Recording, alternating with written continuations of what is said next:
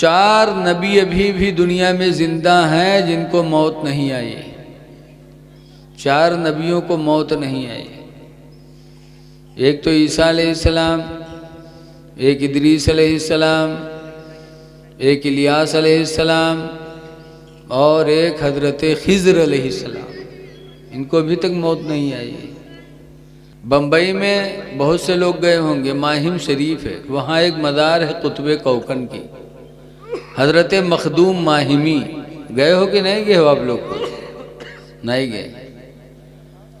मखदूम माहिम उस ज़माने में थे बम्बई में, जब कोई बम्बई में कुरान पढ़ाने वाला नहीं था। तो एक दिन कहा, अम्मा मुझे बाहर भेज दो, मैं कुरान पढ़ना चाहता हूँ। कहा बेटा कहाँ जाओगे? बाहर मैं अकेली हूँ। कहा क्यों, बड़े पीर नहीं चले गए थे?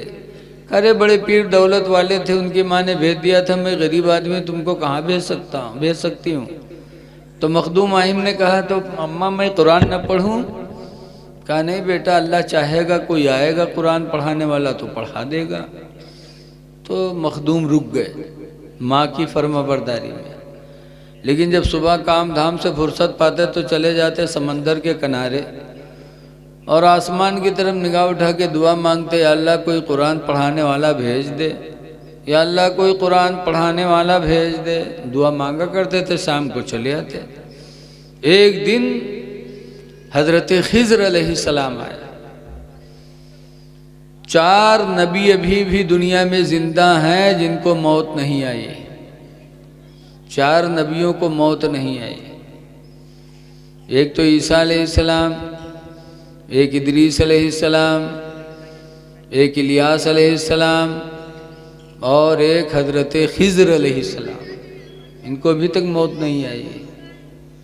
हजरत खिज़र आए, फरमाते मखदूम तुम रोज़ाना यहाँ आते हो? कहा कुरान पढ़ना चाहता हूँ, कोई कुरान पढ़ाने वाला नहीं, दुआ मांगता हूँ कि कोई कुरान पढ़ाने वाला आ जाता। तो खिज़र अलैहिस्सलाम ने फरमाया मखदूम मैं खिज़र हूँ, रोज़ाना यहाँ आना, मैं तुमको कुरान पढ़ा दिया करूँगा, लेकिन किसी से बताना नहीं, राज की बात है। कहा ठीक। थोड़ा पढ़ाया, चले गए। खिज़र अलैहिस्सलाम मखदूम आए शाम को, बड़ी खुशी खुशी अम्मा की खिदमत किए। सुबह उठे, फिर जल्दी जल्दी खिदमत करके खा पी के चल दिए। फिर शाम को आते खुशी खुशी, सुबह फिर जल्दी जल्दी निकलने लगते। एक दिन मखदूम के माँ ने कहा बेटा बहुत जल्दी सुबह जाने में करते हो, कहाँ जाते हो? कहा अम्मा राज की बात है, न पूछो। कहा राज की बात? बेटा मैं माँ हूँ, मुझसे भी कोई करीबी है दुनिया में तेरा, मुझसे नहीं बताएगा? तो कहा अम्मा राज की बात है। कहा बता बेटा, मैं मुझसे नहीं बताएगा? तब मखदूम ने बता दिया कि मैं जाता था समंदर के किनारे, अल्लाह से दुआ करता था कि अल्लाह कोई कुरान पढ़ाने वाला भेज दे। तो अल्लाह ने हज़रत खिज़र अलैहिस्सलाम को भेजा, रोज़ाना कुरान पढ़ाने आते हैं। कहा जा जा बेटा जल्दी जा। अब वहाँ जब गए तो खिज़र अलैहिस्सलाम आए ही नहीं। मखदूम पूरा दिन इंतज़ार करते रहे। शाम को आए तो रोने लगे। कहा अम्मा आपने राज की बात पूछ लिया, उन्होंने मना किया था, आपने पूछ लिया, मैंने बता दिया, वो नाराज़ हो गए, नहीं आए। अम्मा अब हम कुरान कैसे पढ़ेंगे? कहा नहीं बेटा वो उस्ताद हैं, आप शागिर्द हो, शागिर्द का काम है रोज़ाना दरसगाह में जाए, उस्ताद को इख्तियार है, जब चाहे आए जब चाहे ना आए। बेटा तुमको कल भी जाना है। दूसरे दिन फिर गए, पूरा दिन इंतज़ार किया, नहीं आए। फिर आए, रोने लगे। कहा अम्मा वो नहीं आएंगे। कहा नहीं बेटा कल जाना। तीसरे दिन गए मखदूम, फिर पूरा दिन खड़े रहे, हजरत खिज़र नहीं आए। तब आके रोने लगे। कहा अम्मा अब हम जाहिर रह जाएंगे। तब मखदूम की माँ ने कहा था बेटा कल जाना।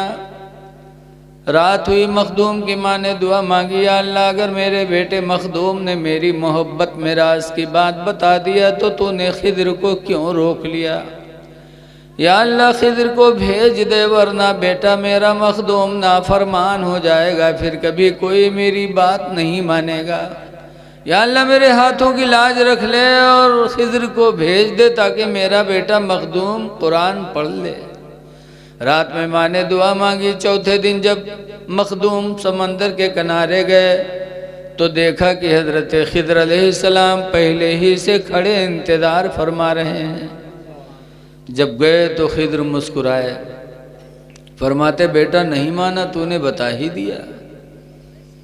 कहा हुजूर अगर माँ न होती तो खुदा की कसम में न बताता, लेकिन माँ की मोहब्बत में मैंने राज की बात बता दिया।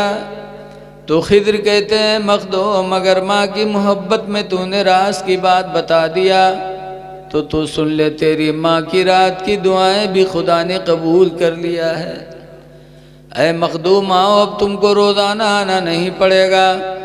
मखदूम को हजरत खिद्र ने पकड़ा और अपने सीने से चपटाया, और सीने से चपटाने के बाद हजरत मखदूम के सीने में पूरा कुरान खिद्र ने उड़ेल दिया और मखदूम हाफिज कुरान हो गया।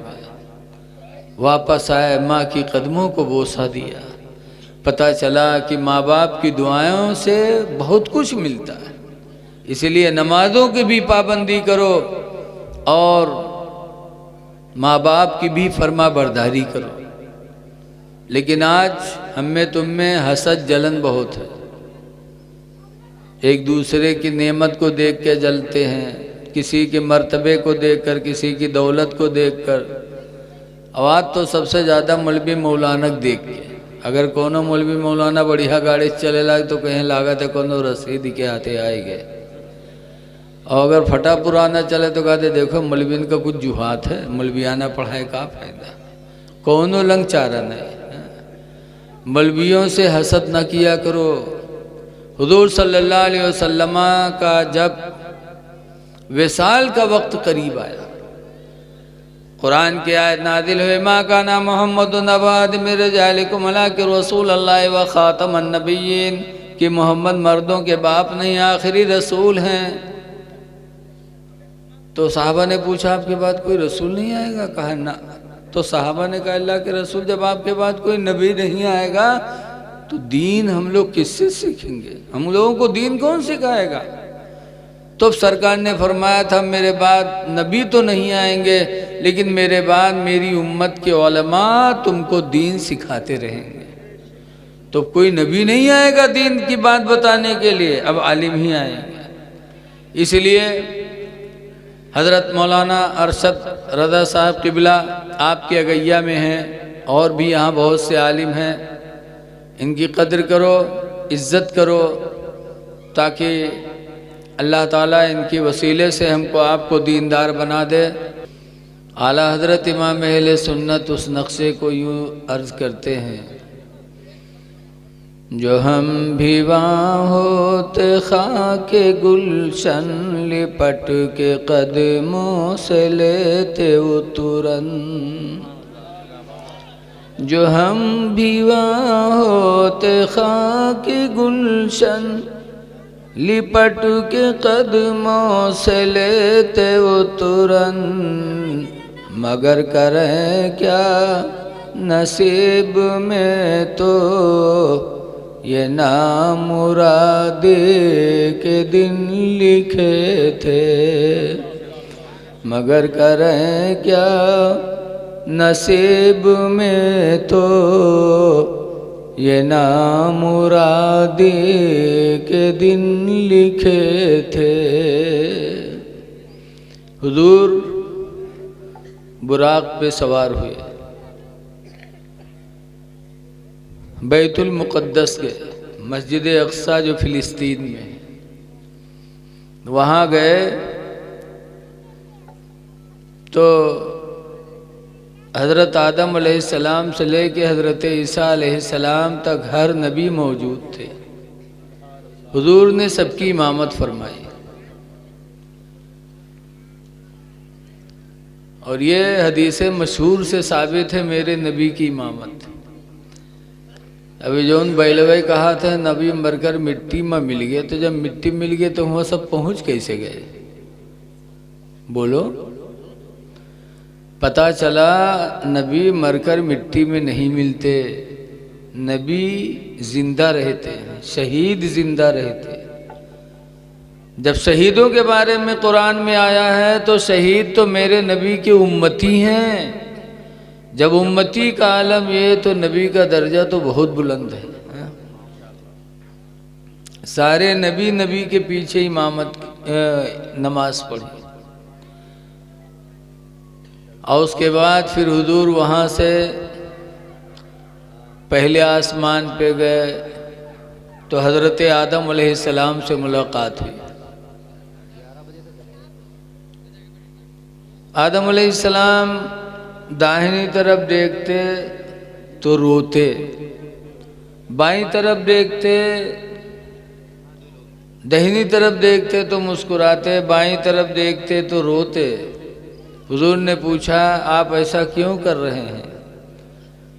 तो आदम अलैहिस्सलाम ने फरमाया था दाहिनी तरफ जब मैं देखता हूँ तो अपनी उन औलादों को देखता हूँ जिन्होंने दुनिया में अच्छा काम किया तो अल्लाह उनका ठिकाना जन्नत बनाएगा, तो मैं खुश हो जाता हूँ। और बाईं तरफ देखता हूँ तो मेरी औलादें नज़र आती हैं जो दुनिया में खुदा की नाफरमानी की है तो उनका ठिकाना जहन्नम होगा। बहरहाल मेराज की तफसीली वाक़या तो नहीं बता सकते, पहले पे गए, दूसरे पे गए, तीसरे पे गए, चौथे पे गए, पांचवे पे गए, यहाँ तक कि सिदरा पे गए और सिदरा से लामका गए।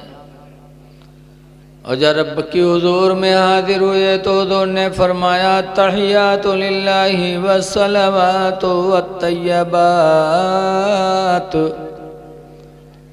जानी माली बदनी इबादत सब खुदा के लिए। तो अल्लाह ने फरमाया अस्सलामु अलैका अय्युहन नबी, सलाम हो तुम पर है मेरे नबी। तो हुजूर ने फरमाया वाला इबादिल्लाहि स्वालिहीन, और अल्लाह के नेक बंदों पर भी सलाम हो। आज बहुत से कहा थे नबी पर सलाम पढ़ो तो समझ में आवत ही गौसे आजम का मिलाए हैं, ख्वाजा का मिलाए हैं, आला हजरत का मिलाए हैं, गाजी सरकार को मिलाए, साबिर करीरी को मिलाए, वारिस पाक को मिलाए हैं। सिर्फ नबी पे सलाम है। अगर नबी ही पे सलाम होता तो हुजूर मेराज की रात में तहियात में न कहते वाला इबादिल्लाहिस सालिहीन, अल्लाह के सालिह बंदों पर भी सलाम हो, नेक बंदों पर भी सलाम हो। उसके बाद अल्लाह ताला ने हदीस कुदसी है फवदा यदहु बैना कतफैया, जब हुजूर रब के करीब पहुँचे तो अल्लाह ताला ने हुजूर के दोनों बाजुओं के बीच में अपना हाथ रखा, दस्ते कुदरत। हुजूर फरमाते फवजदतु बर्दुहु बैना सदैया, तो हुजूर अल्लाह के दस्ते कुदरत की ठंडक मैंने अपने दोनों छातियों के बीच में पाई। फ़अरिफ़्तु बिही मा फ़िस समावाति वल अर्द, तो अल्लाह के दस्ते कुदरत की ठंडक की वजह से मैं उन तमाम चीज़ों को जान गया जो ज़मीन व आसमान में थे। सारी चीज़ों का इल्म अल्लाह ने नबी को अता फरमा दिया। और उसके बाद नमाज का तोहफ़ा लेके चले। छठे आसमान पे मूसा अलैहिस्सलाम मिल गए। उन्होंने कहा अपनी उम्मत के लिए क्या लेके जा रहे हैं? कहा 50 वक्त की नमाज अल्लाह ने तोहफे में हमको दिया है। मूसा अलैहिस्सलाम ने फरमाया आपकी उम्मत बड़ी काहिल होगी, 50 वक्त की नमाज नहीं पढ़ पाएगी, आप जाइए कम कराइए। हमारी आपकी काहिली मूसा अलैहिस्सलाम जानते थे। गए रब की बारगाह में तो 5 वक्त की नमाज घटी। फिर आए, फिर मूसा अलैहिस्सलाम ने फरमाया कितने वक्त की रह गई? कहा 45। कब भी जाइए अभी बहुत है, आपकी उम्मत नहीं अदा कर पाएगी। यहाँ तक कि 9 मरतबा ऐसे ही गए आए तो 5 वक्त की नमाज रह गई। अल्लाह ने फरमाया महबूब आपकी उम्मत 5 वक्त पढ़ेगी, हम उनको 50 वक्त की नमाज का सवाब अता फरमाएंगे। ये अल्लाह की रहमत है। मूसा अलैहिस्सलाम ने कहा और जाइए भी कम है। कहा ना, अब अपने रब के बारगाह में शर्म आती है। बहरहाल 5 वक्त की नमाज का तोहफ़ा लेके मूसा अलैहिस्सलाम के करम से हम लोग 50 वक्त से बचे 5 वक्त के लिए। 5 वक्त की नमाज हुजूर मेराज में तोहफ़े में हमारे आपके लिए लाए हैं, लेकिन आज हम उन 5 वक्त को भी अदा नहीं कर सकते। कुरान हकीम में अल्लाह फरमाता फ़वैलुल लिल मुसल्लीन, पस हिलाकत है, बर्बादी है उन नमाजियों के लिए। नमाजियों के लिए हिलाकत बर्बादी है। कौन नमाजी? अल्लज़ीना हुम अन सलातिहिम साहून, जो अपने नमाजों को भूल जाते हैं, वक्तों पे अदा नहीं करते। उन नमाजियों के लिए हिलाकत है। और आगे अल्लाह फरमाता वल्लज़ीना हुम युराऊन, और उन नमाजियों के लिए बर्बादी है जो दिखावा करते हैं। दिखाने के लिए नमाज पढ़ते हैं कुछ लोग, उनके लिए भी बर्बादी। फिर आगे अल्लाह फरमाता वयमनऊनल माऊन, और उनके लिए भी बर्बादी है जो फ़ायदे का सामान लोगों को देते नहीं, रोक लेते। जैसे कि लकड़ी फाड़ना है, आपके घर में कुल्हाड़ नहीं है, पड़ोसी से मांगा उसने नहीं दिया,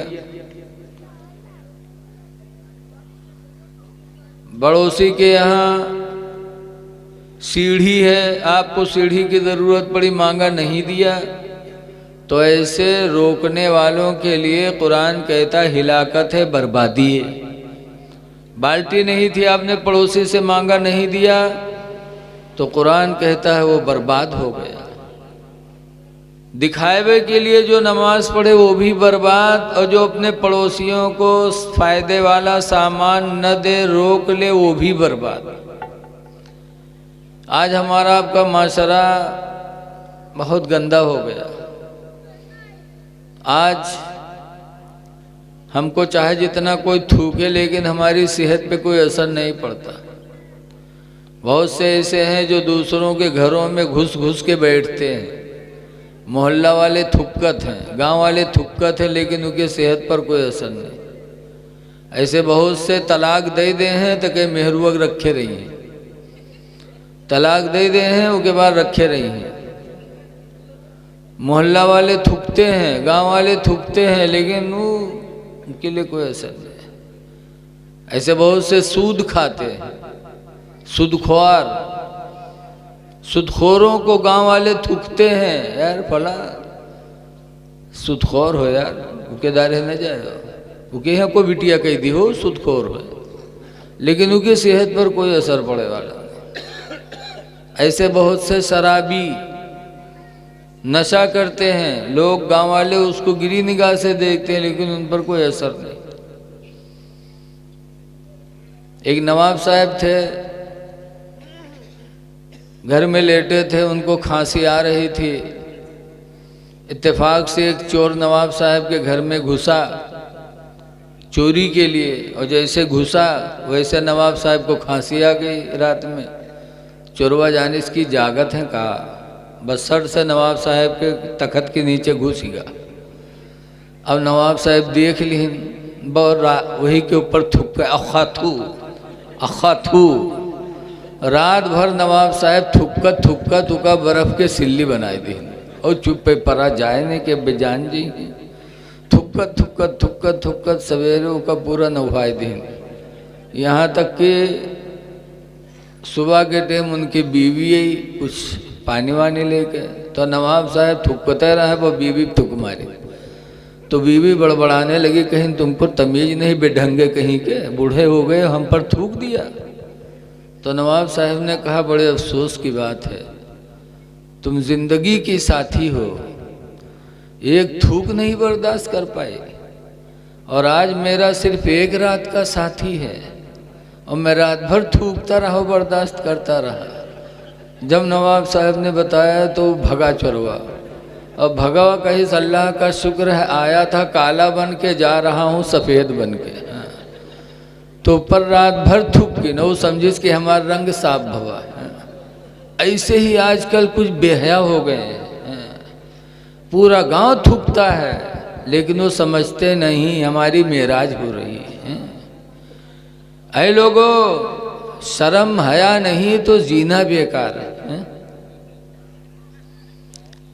किसी के घरों में न बैठो, किसी के दरवाजे पर बगैर जरूरत के न जाओ, इससे तुम्हारी इज्जत बर्बाद हो जाएगी। लोग तुम पर निगाहें उठाएंगे, उंगलियां उठाएंगे। ऐसे ही तलाक देने के बाद औरत के करीब न जाओ। दई दे हैं अनगिनते तक कहीं 2 दफा कहा रहे, पता नहीं को बताए दे थे कि 2 दफा दिए नहीं होते, बकहे 2 दफा दिया रहे। अरे जिस खुदा के डर से तुम ये कह रहे हो 2 मर्तबा, वो खुदा जान तो रहा है, सब कुछ जानता है। तिलाक देकर छुपा रहे हो। लड़के हरामी पैदा होंगे, औलादे हरामी पैदा होंगी, और क़यामत के दिन क्या मुँह दिखाओगे। ऐसे ही सूद है, सूद खाना। बसरा में एक हबीब थे, बहुत मालदार रहे, सूद में रकम बांटे रहे, तो असली रकम नहीं लेते रहे, बढ़ती वाला लेते रहे, सूद वाला वसूला करते रहे, खावा करते रहे। इत्तेफाक से एक फ़कीर दरवाजे पर गया, कहा हबीब अल्लाह के नाम पर दे दो। तो हबीब ने कहा सुनो, हम तुमका दे देवे लेकिन तुम रही हो गरीब के गरीब है, तो तुम्हार गरीबी तो जाई ना, तुम रही हो फकीर के फकीर, अगर हम कुछ तुमका दे दे, और तुम जैसे फकीरन का अगर हम रोज दे लगबे तो तुमरन जैसे फकीर हम हो जीवे, इसलिए तुम चले जाओ, हम तुमका कुछ दे न पे। वो बेचारा फकीर चला गया। बीवी ने खाना बनाया, जब खाने के लिए बैठे तो जो पतीली में था चावल दाल जो भी था सब खून से बदल गया। बीवी ने कहा तुमने बड़ा बुरा किया, उस भूखे इंसान को तुमने वापस कर दिया। कहा दूसरा बनाओ। दूसरा बनाया, और जब बन के तैयार हुआ फिर पूरा खाना खून से बदल गया। बीवी ने कहा हबीब अब तुम्हारे नसीब से खुदा ने रोजी उठा ली है। ए हबीब अगर अब तुम दाना खाना चाहते हो तो पहले उस फकीर को मना लो, जिस फकीर को तुमने धक्का देके दरवाजे पे से भगा दिया। कुरान कहता वअम्मा अस्साइल फला तन्हर, अल्लाह फरमाता है महबूब किसी मांगने वाले को भगाओ ना, दुत्कारा न करो। जाओ हबीब उससे माफी मांगो। हबीब घर से निकले, उस फकीर को तलाश करने लगे। तो जब निकले तो रास्ते में कुछ बच्चे खेल रहे थे। का कुछ बच्चा बच्चा है का हो? अच्छा अच्छा। बच्चों ने हबीब को देखा तो बच्चे भगे चिल्ला करके, कहा हटो हटो, भागो भागो, देखो सूदख्वार आ रहा है, सूद खाने वाला हबीब आ रहा है, कहीं उसकी गर्द हम पर न पड़ जाए कि हम लोग भी जहन्नम में न चले जाएं। भाग लो, देखो वो जहन्नमी आ रहा है, सूदखोर आ रहा है। वो बच्चे जब भगे तब हबीब के दिल पर असर पड़ा। अरे मैं इतना बड़ा बदनसीब हो गया कि मेरी वजह से मेरे बच्चे भाग रहे हैं शहर के, मुझसे नफरत करते हैं। तब हबीब के दिल की दुनिया बदले। तब हबीब ने इरादा किया कि लाओ जाए बसरा के वली हजरत इमाम हसन के, बस इमाम हसन के कदमों में माफ़ी मांग लें, तौबा कर लें। तो इमाम हसन बसरी के पास हबीब अजमी गए तौबा करने। इमाम हसन बसरी से कहा इमाम हसन बसरी जिंदगी भर सूद खाया, लेकिन आज मेरा दिल नफरत कर रहा है, मैं तौबा करने आया हूँ, क्या अल्लाह ताला मेरी तौबा कबूल फरमाएगा? तो इमाम हसन बसरी ने हुजूर की एक हदीस सुनाई। कहा, ऐ हबीब, हुजूर फरमाते अत्ताइबु मिनज़्ज़म्बि कमल्ला ज़म्बला, तौबा करने वाला इंसान उस तरह हो जाता जिसने कोई गुनाह ही न किया हो। तौबा कर ले। हबीब ने तौबा किया और तौबा करके वापस चले।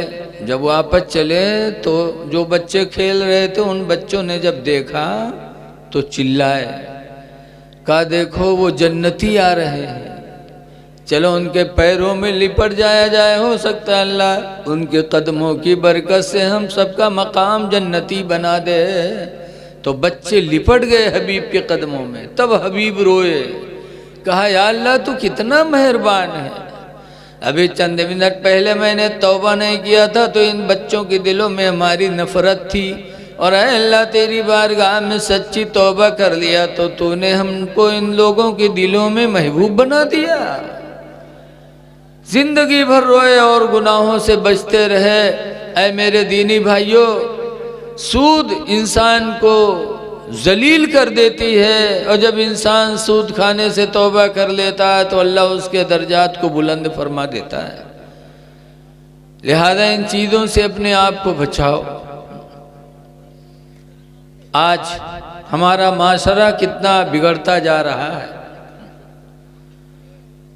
हदीस पाक में अन आमिर इब्न मुर्रा, हज़रत आमिर बिन मुर्रा सहाबी हैं, रसूलुल्लाह सल्लल्लाहु अलैहि वसल्लम के साथ ग़ज़वों में शरीक हुए।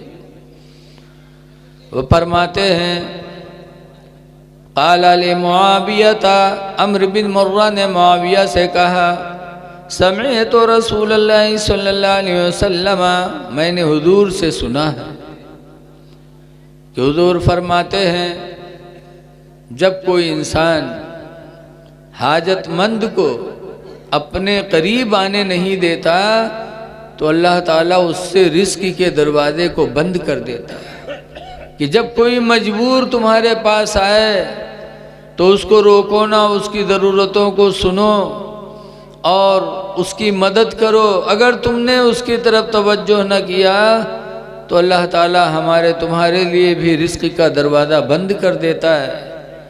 इसलिए मेरे दीनी भाइयों, 4 दिन की ज़िंदगी अल्लाह ने दिया है। हुजूर ने मेराज में नमाज का तोहफ़ा रब की तरफ से हासिल किया है और अपनी उम्मत को पेश किया है। इसलिए हम और आप नमाज की कदर करें, नमाज़ों की पाबंदी करें और अपनी मस्जिदों को आबाद करें। सहाबे किराम को नमाज से बेपनाह मोहब्बत थी। एक सहाबी हैं जिनका नाम है अब्दुल्ला बिन अब्बास, उनके आँखों में मोतियाबिंद की बीमारी हो गई, आँखों की रोशनी चली गई। तो हज़रत अब्दुल्ला बिन अब्बास ने एक नौकर रखा, किस लिए कि जब अज़ान हो तो तुम मुझे मस्जिद नबवी पहुंचा दिया करो, और जब मेरी नमाज जमात से ख़त्म हो जाए तो मेरे घर लाके छोड़ दिया करो। जबकि नाबीना पर जमात नहीं है वाजिब, नाबीना हो गए सहाबी, लेकिन जमात से नमाज पढ़ने के लिए एक नौकर रखा, वो नौकर ले जाता था लाता था। एक दिन नौकर नहीं आया, हज़रत अब्दुल्ला बिन अब्बास की जमात खत्म चली गई। जब जमात छूटी तो गए अपनी माँ से रोने लगे, कहा अम्मी ले चलो मेरे आँखों का इलाज करा दो। आज नौकर नहीं आया, मेरी जमात चली गई, फिर कभी नहीं आएगा तो जाएगी, इसीलिए मेरी आँखों का इलाज करा दो, मेरे आँखों में रोशनी आ जाए ताकि मेरी नमाज बा जमात न छूटे। तो उनकी माँ लेके गई। डॉक्टर ने देखा मदीने में तो कहा ऑपरेशन करना पड़ेगा, 15 दिन तक आपको लेटना पड़ेगा। तो कहा नमाज, कहा नमाज नहीं पढ़ सकते। हज़रत अब्दुल्ला बिन अब्बास कहते हैं कि और कोई तरीका बताओ कि मेरी नमाज भी न छूटे, मेरी आँखों का इलाज भी हो जाए। कहा ना 15 दिन तक आपको नमाज छोड़नी पड़ेगी। तो हज़रत अब्दुल्ला बिन अब्बास ने कहा था कि तुम 15 दिन की भी आप बात करते हो, खुदा की कसम एक वक्त की नमाज भी जमात से नहीं छोड़ सकता, चाहे मैं दुनिया में नाबीना ही रह करके ज़िंदगी गुजारूं। नाबीना हो के तो ज़िंदगी गुजार सकता हूँ, लेकिन 15 दिन की नमाज क्या एक वक्त की जमात भी नहीं छोड़ सकता। ये कह के चली आए। आँखों का ऑपरेशन नहीं करा है नमाज की मोहब्बत में, लेकिन अब जाते हैं मस्जिद नबवी में नमाज पढ़ते हैं। नमाज के बाद दुआ मांगते हैं, अल्लाह तो खूब जानता है मैंने नमाज की मोहब्बत में आँखों का इलाज छोड़ा है।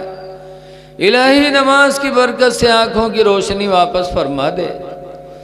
डॉक्टर ने 15 दिन के लिए कहा था, लेकिन अब्दुल्ला बिन अब्बास ने इस तरह नमाज के बाद रो रो करके खुदा से नमाज को वसीला बना के दुआएं मांगी तो 6 ही दिन गुजरे थे कि अल्लाह ने नमाज की बरकत से उनकी आंखों में पूरी पूरी रोशनी वापस फरमा दी।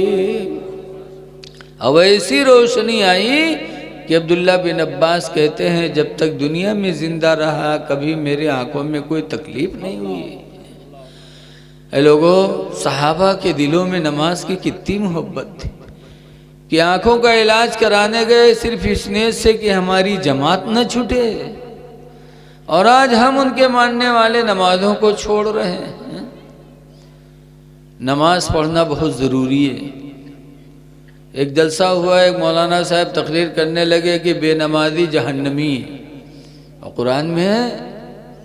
जब सुनाया तो बस गंवा वाले उठाइन लाठी की अच्छा मूल्य भी मिला, बलावा का खानो खवावा का नजरानो दिया जो हम मिल लोगन बुराई करत है।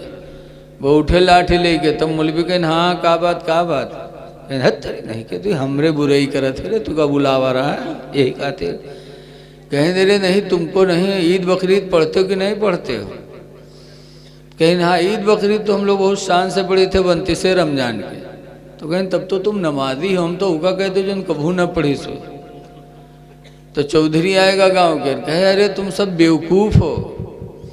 बेनमाजी वो है जो कभी पढ़े न पढ़े, और जो कभी पढ़े ही नहीं वो बेनमाजी कहाँ है?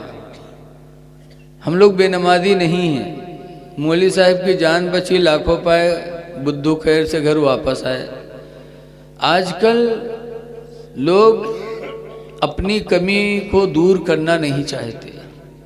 ऐ मेरे भाइयों, सबसे बेहतरीन चीज़ है नमाज। रसूलुल्लाह सल्लल्लाहु अलैहि वसल्लम तोहफ़ा लेकर के आए। अच्छा ये बताओ, आप कहूँ जाओ अपने घर वालन के लिए कोई चीज़ लेकर आओ, अच्छी चीज़ उसके बाद दो तो भाई दे, तो आपको कितनी तकलीफ़ होगी कि मैं बम्बई से लेके आया था अफलातून, इतनी महंगी मिठाई दिया तो भाई देश, तो तकलीफ़ होगी कि नहीं होगी? अल्लाह के रसूल 7 आसमान के ऊपर गए, नमाज का तोहफ़ा लेके आए, और आज हम नमाज को ठुकरा रहे हैं, तो क्या अल्लाह के रसूल नाराज़ नहीं होंगे?